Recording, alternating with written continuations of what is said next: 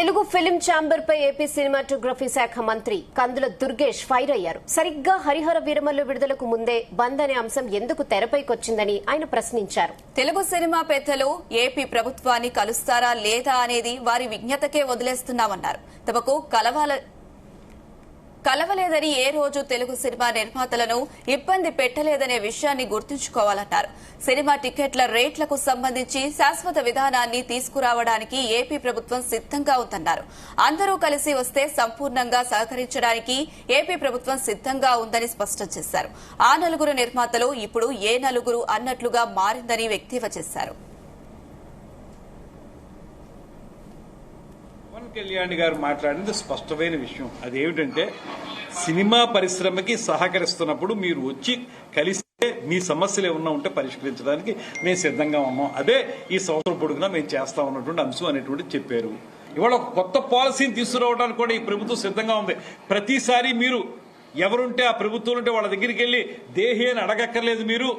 మీకు ఒక పాలసీ తీసుకొస్తాం. దాని ప్రకారం ఏ సినిమాకి ఎంత పెంచాలి, లేకపోతే సినిమా రంగానికి ఏ రకమైన సహకారం అందించాలి, ఎగ్జిబిటర్స్ కానీ డిస్ట్రిబ్యూటర్స్ కానీ. నిజమే, ఎగ్జిబిటర్స్ కి వాళ్ళ ఇబ్బంది ఉంది.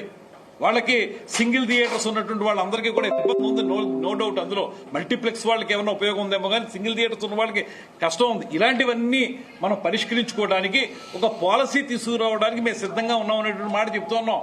మేము త్వరలో వారందరితో కూర్చుని మాట్లాడడానికి కూడా సిద్ధంగా ఉన్నాం.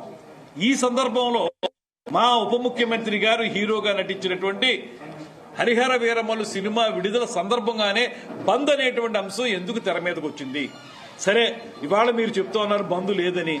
అసలు మీరు ఈ మాటని ఆ టాపిక్ బయటకు వచ్చినప్పుడు ఏదైతే మీకు సోషల్ మీడియాలో కానీ మీడియాలో కానీ అది సర్క్యులేట్ అవుతూ ఉందో ఆ సమయంలోనే ఎందుకు స్పందించి ఆ ఛాంబర్ వారు ఆ మాట చెప్పలేదు?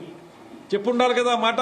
చెప్పుంటే ఈ సమస్య వచ్చే ఉత్పన్నం అయ్యి ఉండేది కాదు కదా. మీరు ఇప్పుడు తీసుకున్న నిర్ణయమే అప్పుడు చేస్తుండొచ్చు కదా. నేను మాట్లాడేది ఏంటంటే ఇవాళ ఇంత మంచి వాతావరణం ఉన్నప్పుడు మాకెవరితో సంబంధం లేదనేటువంటి మాట మాట్లాడుతున్నటువంటి దామోదర్ ప్రసాద్ గారి మాటలను కానీ, దీని ద్వారా రాజకీయ లబ్ధి పొందాలనుకుంటున్నటువంటి ఒక మంత్రి వైఎస్ఆర్సీపీ వ్యక్తి గురించి కానీ నేను చెప్పేది ఒకటే, మీరు వాస్తవాలను గ్రహించి ముందుకు రండి. ఇవాల్టి వరకు ఏనాడైనా ఏ సినిమాకి సంబంధించి అయినా సరే మీకే చిన్న ఇబ్బంది అయినా కల్పించామా మేము?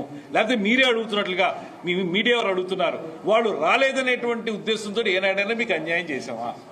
ఎప్పుడైనా సరే మీ సినిమాకి సంబంధించి విడివిడిగా మీరు వచ్చినా కూడా మీకు సహకరించాం.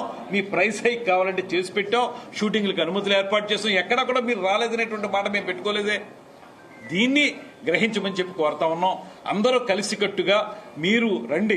ఎగ్జిబిటర్స్ కానీ డిస్ట్రిబ్యూటర్స్ కానీ నిర్మాతలు కానీ అందరూ కలిసి వస్తే ఈ ప్రభుత్వం సంపూర్ణంగా సహకరించడానికి ఎల్లవేళ సిద్ధంగా ఉంది. పవన్ కళ్యాణ్ గారు మాట్లాడింది స్పష్టమైన విషయం. అది